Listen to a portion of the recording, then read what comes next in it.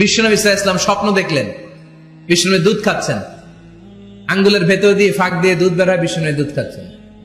খেতে খেতে একটু দুধ আঙ্গুলে লেগে আছে, এই আঙ্গুলটা কারো মুখে না দিয়ে বিশ্বনবী সাল্লাল্লাহু আলাইহি ওয়াসাল্লাম ওমরে ফারুকের মুখের ভেতরে ঢুকাই দিলেন। অতিরিক্ত দুধটা ওমরে ফারুক খেলেন। সাহাবারা বললেন, মাযা আওয়ালতা বিহি ইয়া রাসূলুল্লাহ, হে আল্লাহর রাসূল, এই স্বপ্ন দিয়ে কি বুঝালেন, বুঝলাম না। বিশ্বনবী সাল্লাল্লাহু আলাইহি ওয়াসাল্লাম বললেন, আওয়ালতু বিহি আল ইলম, এটা দিয়ে আমি জ্ঞান বুঝিয়েছি, কারণ অতিরিক্ত দুধের অংশটা আমি কাউরে না দিয়ে ওমরকে দিয়েছি, তার মানে ওমরের জ্ঞানের কোনো তুলনা হয় না। এজন্য স্বপ্নে যদি কেউ দেখেন আপনি দুধ পান করছেন, এটা প্রমাণ করে আল্লাহ তাআলা আপনাকে দ্বীনের জ্ঞান দান করবে।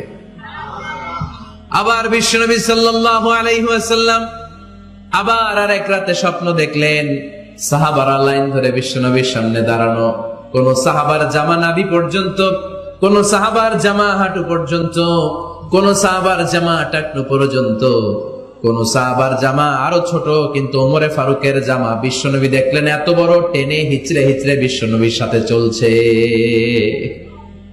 সুবহানাল্লাহ পড়বেন না? সাহাবারা বললেন, মাযা ওয়ালতা বিহি ইয়া রাসূলুল্লাহ, হে আল্লাহর রাসূল, এটা দিয়ে আপনি কি বুঝাতে চাইলেন? বিশ্বনবী বললেন, আউয়ালতু বিহি আত-তাকওয়া, এটা দ্বারা আমি আর-দ্বীন, দ্বীনদারি বোঝালাম, তাকওয়া বোঝালাম। সুবহানাল্লাহ পড়েন। বিশ্বনবী দেখলেন কোন সাহাবার জামা এতটুকু, কোন সাহাবার জামা এত লম্বা, কোন সাহাবার জামা পা পর্যন্ত লম্বা। আর সাইয়েদনা ওমরে ফারুককে দেখলেন, ওনার জামা এত লম্বা, ওমরে ফারুক টেনে হিচড়ে জামা নিয়ে চলতেছে। বিশ্বনবী বুঝাতে চাইলেন, ওমরের যেহেতু জামা লম্বা, ওমরের ভেতরে আল্লাহর ভয়, দ্বীনদারিও খুব বেশি। চিল্লায় বলেন ঠিক কিনা?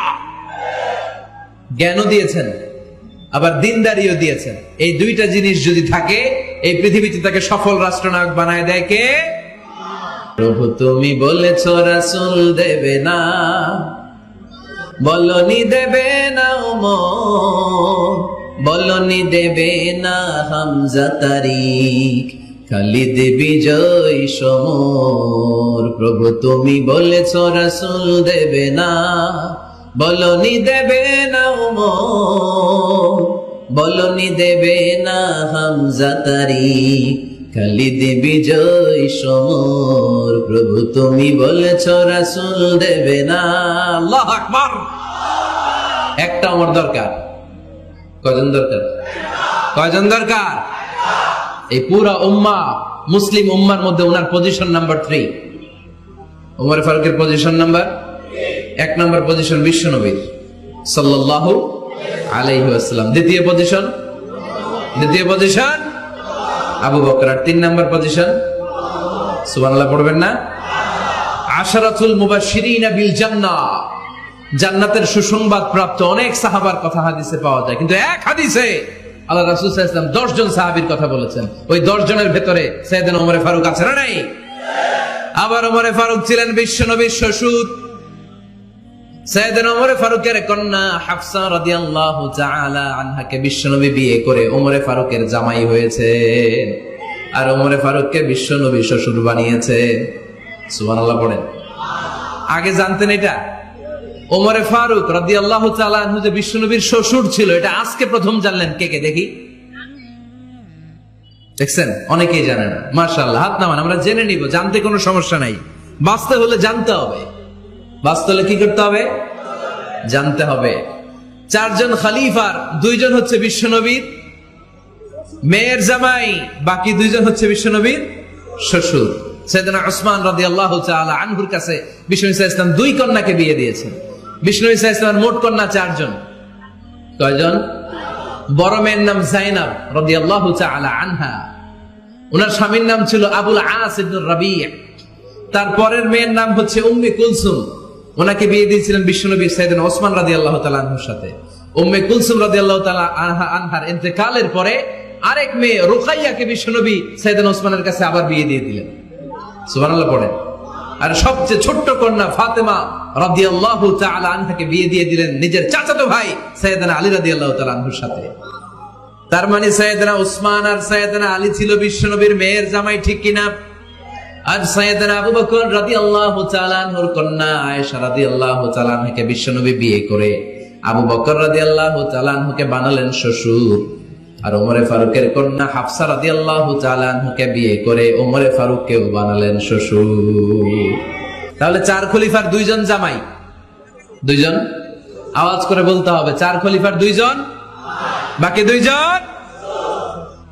উমরে ফারুক রাদিয়াল্লাহু তাআলা আনহুকে আল্লাহ তাআলা জ্ঞানও দিয়েছেন, আবার প্রজ্ঞাও দিয়েছেন। জ্ঞান আর আল্লাহর ভয়, তাকওয়া। আমার প্রিয় ভাইরা, কোন ব্যক্তিকে যদি আল্লাহ তাআলা জ্ঞান দেয়, আবার যদি তাকওয়ার গুণ দেয়, জ্ঞানও আছে আবার আল্লাহর ভয়ও আছে, এই লোকেরা কেউ থামায় রাখতে পারবে না। এরা কেউ থামায় রাখতে পারে না, সে গোটা বিশ্ব জয় করবে। সাইয়েদনা ওমরে ফারুককে আল্লাহ তাআলা জ্ঞানও দিয়েছেন, আবার তাকওয়াও দিয়েছেন। সুবহানাল্লাহ বলেন। আবার এই পৃথিবীর বুকে যত নারীরা জান্নাতে যাবে, সব নারীদের সর্দারিনী হবে সাইয়্যিদাতুনা ফাতিমা রাদিয়াল্লাহু তাআলা আনহা।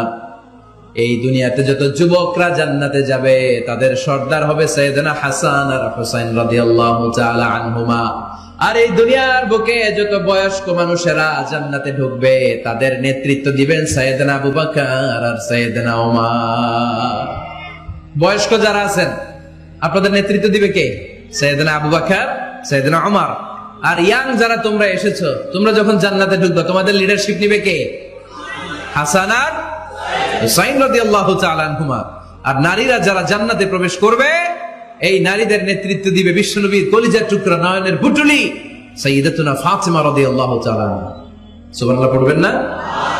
Omar Farooq, the superhero of Muslim উম্মাহ। আমরা কাদেরকে সুপার হিরো বানায় রাখছি আমরা জানি না। এই নায়ক নায়িকা, গায়ক গায়িকা, মডেলরা, চোখ ধাঁধানো গ্ল্যামার নিয়ে যারা চলে, এরা আমাদের মডেল নয়। আমাদের মডেল সাইয়েদনা ওমর ফারুক। ঠিক কিনা? ঠিক কিনা? আল্লাহর হাবিব সাল্লাল্লাহু আলাইহি ওয়াসাল্লাম বলেছেন, তোমরা যদি উহুদ